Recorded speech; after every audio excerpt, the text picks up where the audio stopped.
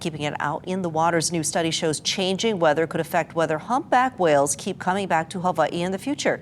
KITV4's Jefferson Tyler reports on those whose livelihood could be most impacted by the change. Every year, people pack into whale watching tours, hoping to catch sight of the gigantic humpback whale in Hawaii. The season ended just about a month ago. We had seemed like a little more than the previous year, so it seemed like it might be an increase. But a recent article in Frontiers in Marine Science says that changes may be coming.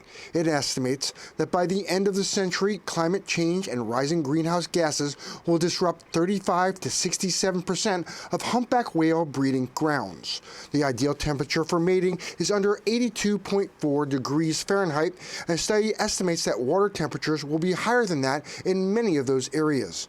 Hawaii is one of the areas where the humpback whales come to mate and give birth. When we looked at that map and saw the isotherm that we had in red creeping over one after the other breeding grounds, we were quite surprised. That's a pretty significant number.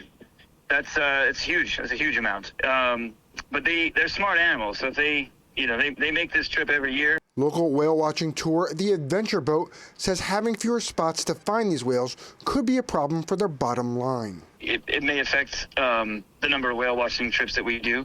Obviously, it's not going to reduce the number of people that want to go see them.